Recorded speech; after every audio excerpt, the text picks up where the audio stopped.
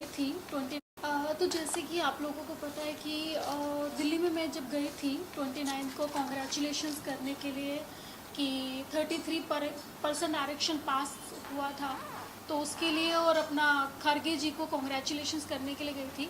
और जैसे गेट पे दरवाज़ा बंद कर दिया गया और मेरे ऊपर हमला कराया गया और मेरे पापा को भी मारा गया, और जिसकी वजह से मेरे पापा मतलब लाइक अभी तक उस सदमे से, इनफैक्ट मैं भी उस सदमे से नहीं निकल पाई हूँ।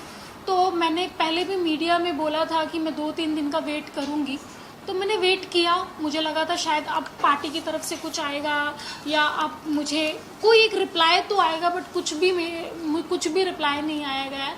तो फिर अभी मैंने डिसाइड किया है कि अभी मुझे इस चीज़ पे एक्शन लेना चाहिए, क्योंकि ये गलत है। ये मतलब मेरे साथ नहीं हुआ है, ये मतलब हर देश की बेटी के साथ हुआ है जो मतलब लाइक आगे बढ़ना चाहती है या आपकी अपने हक की लड़ाई लड़ना चाहती है। तो उस चीज़ पे मैंने अपना मैंने कार्रवाई की है, जिसकी वजह से मैंने अभी 1-2 दिन हुए हैं शायद हम लोगों को हमने ये भेजा है, क्योंकि मुझे इस चीज़ पे अब मैं चुप नहीं बैठूंगी, क्योंकि जब मैं गलत नहीं हूँ तो मैं गलत सहूँगी भी नहीं।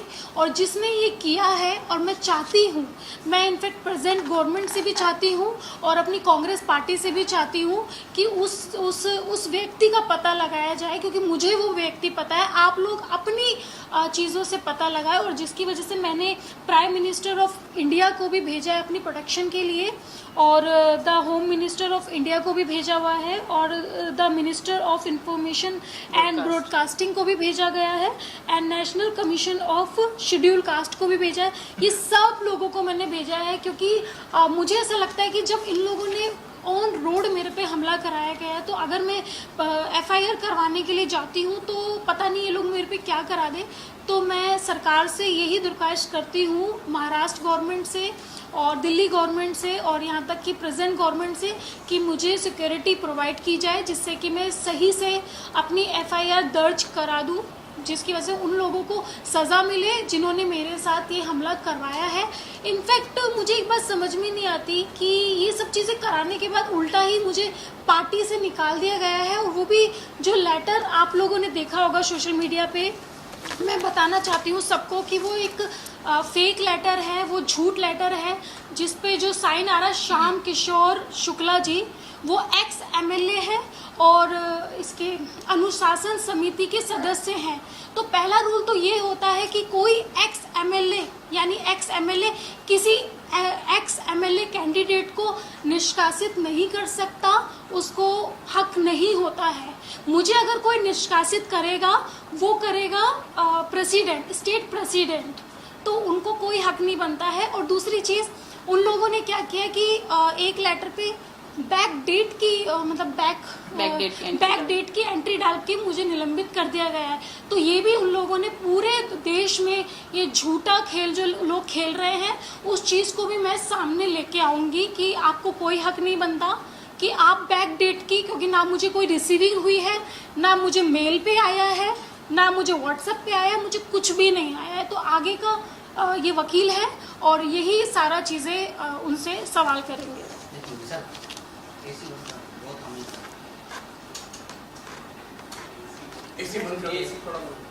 नहीं, एक्चुअली ऐसी नहीं है, वो मोटर का है।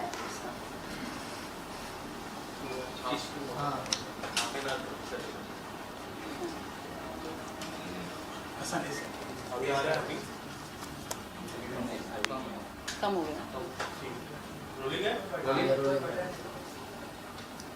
अर्चना जी, क्या आपको प्रियंका गांधी जी की तरफ से या कांग्रेस के वरिष्ठ नेताओं से आपको क्या कॉल आया, और एक हमको ये पता चला है कि आपको प्रियंका गांधी ने ब्लॉक किया है आपका नंबर, क्या ये बात सच है? देखिए, मैं दीदी का मेरे पास पर्सनल नंबर था, मैं सच कहती हूँ, मैं ये नहीं बोलती कि वहाँ से मुझे ब्लॉक हुआ है। बट हाँ, जो नंबर मुझे मतलब जो मेरे पास था दीदी का नंबर, वो उस नंबर से मैं ब्लॉक हुई हूँ। बट मुझे डैम श्योर है कि ये दीदी ने नहीं किया है, ये संदीप सिंह ने किया है, क्योंकि मुझे ऐसा लगता है कि वो नंबर आप संदीप सिंह चला रहे हैं। और मैंने उनसे दरख्वास्त की थी कि दीदी प्लीज़ आप इस चीज़ पे एक्शन लीजिए, बट वहाँ से मुझे ब्लॉक हो गया। तो इस चीज़ का मुझे हर्ट हुई हूँ, मैं ऑफ कोर्स हर्ट हुई हूँ, बट मुझे ऐसा लगता है कि वो संदीप सिंह ने ही किया है। ओके, अर्चना, सबसे पहले तो ये बताइए कि आपको जब पार्टी से निलंबित किया गया, जी, उसके पहले आपको एक शो कॉज नोटिस जो है दिया गया था, 1 हफ्ते के अंदर आपको जाना था, आप नहीं गए। उसके अलावा आपको निलंबित करने का कारण बताया जा रहा है कि जब आप कैंपेनिंग कर रही थी इलेक्शंस के दौरान, उस दौरान आपने कई सारे व्हीकल्स का पेमेंट क्लियर नहीं किया। ये बात सच है? इस बारे में पहले बताया। पहली बात तो मैं ये बताना चाहती हूँ कि 1 हफ्ता पहले नोटिस आता है, मेरे पास कोई नोटिस नहीं आया, ना मुझे मेल पे आया, ना मुझे व्हाट्सएप पे आया, ना मुझे किसी भी चीज़ पे नहीं, कोई भी नोटिस नहीं आया। और दूसरी चीज़, जो ये आप लेटर देख रहे हो, मैं पहले भी बता चुकी हूँ, ये बैक डेट का ही उन्होंने डाल के निलंबित कर दिया गया था, क्योंकि मेरे को पार्टी से हटाने का सिर्फ जो जिम्मा जिसे कहते हैं वो प्रदेश अध्यक्ष पे है, और उस टाइम पे प्रदेश अध्यक्ष कोई और थे, उनके मतलब उनके तहत ये लेटर पास नहीं हुआ है। दूसरा क्वेश्चन जो था कि मैंने जब इलेक्शन में लड़ा था मैंने पैसे नहीं लिए थे, वो तो मैं अपनी लीगल टीम से बताऊंगी जब मेरी बैंक की पूरी स्टेटमेंट आएगी कि मेरे बैंक के पैसे किन किन लोगों ने खाए हैं। जो राजस्थान से कुछ लोग आए थे मेरे इलेक्शन में ही, उन लोगों को ही मैंने पैसे दे दिए, क्योंकि उन्होंने मुझे ये झूठ बोला था कि आप हमको पैसे दे दीजिए, हम आपका पूरा इलेक्शन मैनेज करते हैं। तो वो तो मेरी बैंक स्टेटमेंट ही तय करेगी कि मैंने किस किस को पैसे दिए। तो ये झूठा इल्ज़ाम लगाना आप किसी लड़की पे छोड़िए। और तीसरी चीज़, जो गाड़ी की पेमेंट के बोल रहे कि गाड़ी का पेमेंट मैंने नहीं दिया है, आज भी गाड़ी की पूरी पेमेंट की रिसिप्ट मेरे पास है। और चुनाव में एक किताब लिखी कॉपी होती है जिसमें आपको सारे बिल्स भरने होते हैं, तो उसमें वो बिल भरे हुए हैं, तो मेरे पास सारे सबूत हैं, और उसके लिए मेरे जो वकील हैं वो ही उनको इसका जवाब देंगे।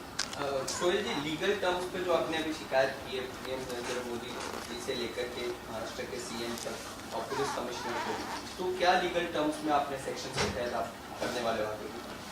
देखिए, हमने तो सबसे पहले अर्चना की तरफ से एक पुलिस कंप्लेंट डाली है दिल्ली पुलिस को।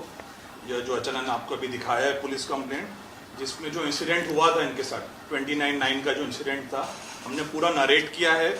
हमने honourable prime minister of India से लेके जितने भी दिल्ली के अधिकारी है सबको हमने ये कंप्लेंट लिखी है, जो अर्चना की तरफ से लिखी है कंप्लेंट। क्या क्या हुआ है, क्योंकि उस दिन के बाद से अभी तक इनको कुछ इंसाफ नहीं मिला था, कुछ चीज़ें इनके साथ हुई नहीं थी, ये भी काफ़ी डिस्टर्ब चल रही थी जो इंसिडेंट इनके साथ हुआ था।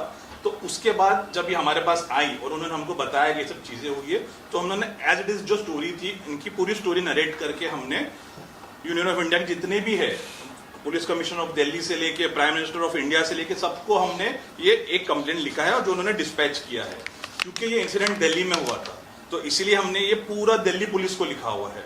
इंसिडेंट के हिसाब से एक एक चीज जो हुई है इनके साथ, जो इन्होंने कहा है, हमने पूरा ये दिल्ली पुलिस को लिखा के एक एक चीज इनकी जो चीज है, जो सच्चाई है, जो इनके साथ हुआ है, और होने के बाद जो आरोपी है उन पे एक्शन नहीं हुआ है, हमने पूरा ये लिखा था। अब ये लिखने के बाद इसको हो गया है 2 दिन, हमने 9 अक्टूबर को लिखा है सबको, सब जितने भी जो अथॉरिटीज है, गवर्नमेंट अथॉरिटीज, पुलिस अथॉरिटीज को लिखा है। उसके बाद बट एक जो सबसे इम्पोर्टेंट जो सवाल आता है कि अर्चना जो आज बॉम्बे में है, उनको यहाँ पे भी काफी थ्रेट्स आ रहे हैं, चीजें इनको हो रही हैं कि कंप्लेंट नहीं कर रहे हैं, जो भी इनको आ रहे हैं, ये यहाँ से दिल्ली तक अपना स्टेटमेंट रिकॉर्ड करने जाएंगी कैसे, 1 एंड सेकेंड थिंग है कि ये स्टेटमेंट रिकॉर्ड करने के बाद एफआईआर कैसे कराएंगी, क्योंकि यहाँ से वहां तक का जाने का इनको लगता है कि इनको थ्रेट टू लाइफ है। तो इसलिए हमने ये आज एक कंप्लेंट आप देखेंगे, आज हमने जो प्रॉपर लीगल हमारे पूरे गवर्नमेंट को, महाराष्ट्र के सीएम से लेके ऑनरेबल पीएम तक लिखा है। और ये नहीं, मुझे सिर्फ इतना बोलना है कि आज मैं जिंदा हूँ, आज मैं अपने लिए लड़ रही हूँ। कल को अगर मैं मर जाती तो सब लोग अपनी अपनी राजनीति करने सड़क पे उतर जाते कि एक दलित लड़की की हत्या की गई है ऑन रोड पे, और सब लोग अपनी राजनीति करते, चाहे वो कोई सी भी पार्टी से हो। तो मैं बस उन नेताओं से, उन बड़े बड़े नेताओं से सिर्फ ये पूछना चाहती हूँ कि आज मैं जिंदा हूँ, ये मेरी माता रानी शायद मेरे साथ है, ये मेरे माता पिता मेरे साथ है, जो मैं आज जिंदा हूँ। अगर आज ही मैं मर जाती तो आप सब लोग राजनीति पे उतर जाते। तो आज सारे बड़े नेता क्यों चुप बैठे हैं, क्यों नहीं बात कर रहे? मैं खरगे जी से भी बोलना चाहती हूँ, क्या आपको नहीं दिखता है कि मेरे साथ गलत हुआ है? खरगे जी, राहुल गांधी जी, क्या आपको नहीं दिखता है? आप इस चीज का पता तो लगाइए, आप किसी की बातों में क्यों आते हैं? आप एक बार सच्चाई का पता करिए। इनफैक्ट मैं सभी पार्टीज के नेताओं को बोल रही हूँ, मैं मोदी जी से भी दरख्वास्त करना चाहती हूँ कि प्लीज आप भी इस चीज पे एक्शन लीजिए, और महाराष्ट्र के सीएम से भी मैं बोलना चाहती हूँ, दिल्ली के सीएम से भी बोलना चाहती हूँ, केजरीवाल जी से भी बोलना चाहती हूँ। तो आज बस मुझे ये देखना है कि एक जिंदा लड़की जिस पे ये सब चीजें हुई है उसको इंसाफ मिलता है या नहीं। और कहीं ना कहीं विपक्ष का भी कोई कमेंट नहीं आ रहा, अब तक कोई स्टेटमेंट नहीं आ रहा ऑफिशियली, तो इस पर क्या टेक आपने कहीं